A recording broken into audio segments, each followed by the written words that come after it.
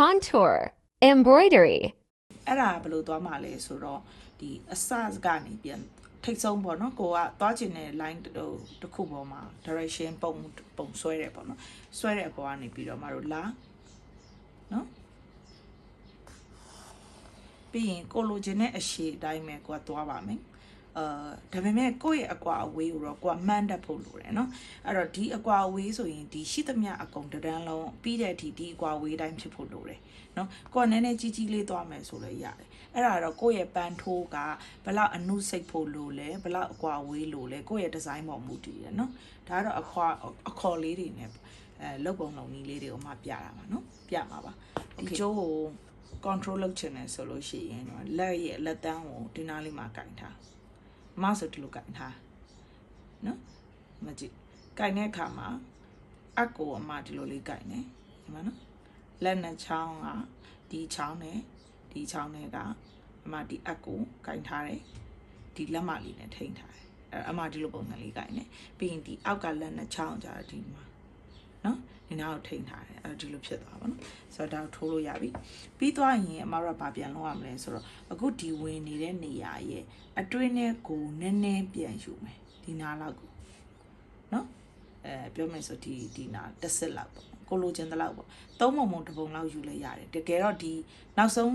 ထွက်လာဝင်လိုက်တဲ့ point နဲ့အတွင်းနဲ့ကိုနည်းနည်းပြန်ဝင်မယ်နော်အဲ့လိုပဲပြလိုက်တော့နော်ခုနကအားဆိုရင်ဒီအကွာဝေးတိုင်းအောင်အမှဒီမှာပြန်ယူမယ်နော်ကိုကဒီမှာသုံးပုံတစ်ပုံလောက်ပဲယူထားတာနော်ပြီးရင်ဒီမှာကိုသွားထားတဲ့ဒီအကွာဝေးတိုင်းဆိုရင်ဒီအစကနေပြန်ယူမှာနော်အဲ့ဒါတော့ကိုကြိုက်တယ်လို့ယူလို့ရတယ်နော်အဲ့တော့အမတော့ကိုဒီမှာသူ့ကိုဒီအကွာဝေးတိုင်းဆိုဒီကနေနော်ဒီအကွာဝေးဒီကနေပြီးတော့လေသူ့ကိုဒီနားလောက်ပေါ့နော်အကွာဝေးရပြန်ယူပါမယ်သူ့ရဲ့အကွာဝေးတိုင်းသွားတာပါနော်โอเคပြီးသွားရင်သူ့ရဲ့အထွက်ကလည်းအိမ်နာခုနအတိုင်းပဲပြန်ပြီးတော့ထွက်ပါမယ်ပြီးသွားရင်ခုနလောက်ပဲအကွာဝေးရနေပြန်သွားပါမယ်အဲ့တော့အမတို့ဒီဟာလေးကိုဒီအတိုင်းလေးပဲစက်တိုက်လေးစိတ်ရှိရှိနဲ့လက်ညီညီလေးဖြစ်အောင်ထိုးပါမယ်တကယ်လို့ကိုကမျက်လုံးနဲ့မမှန်းတတ်သေးဘူးဆိုလို့ရှိရင်အမတို့ပေတံလေးခဲတံလေးနဲ့ point လေးတွေမှတ်ပြီးတော့လိုက်ထိုးပြီးတော့လေ့ကျင့်လို့လည်းရပါတယ်နော်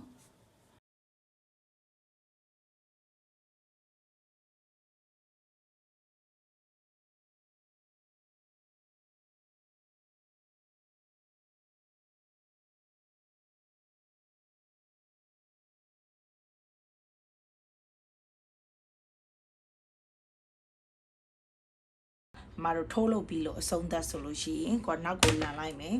နော်နောက်မှာရှိနေတဲ့ကိုယ့်ရဲ့ဒါအနီးစပ်ဆုံးတကြိုးပေါ့နော်ကြိုးစားလေးကိုမတို့ပြန်ပြီးတော့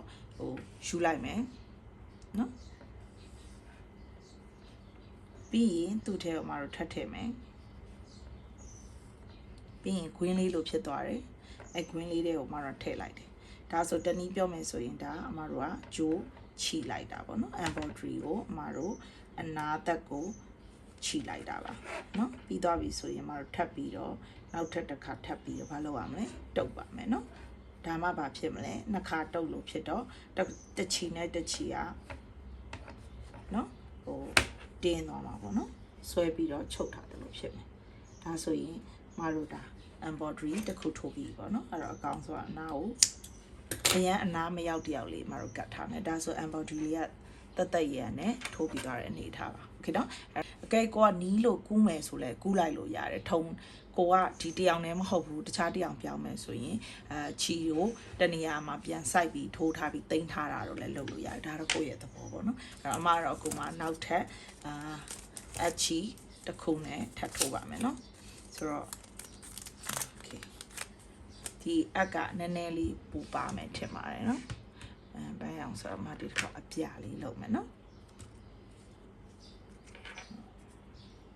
ကိုလိုချင်တဲ့လောက်ကလေးဖြတ်ပါမယ်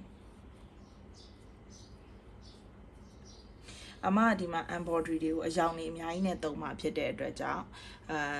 ဒီတအပ်ကိုတရောင်စီထည့်ထားမယ်ပေါ့နော်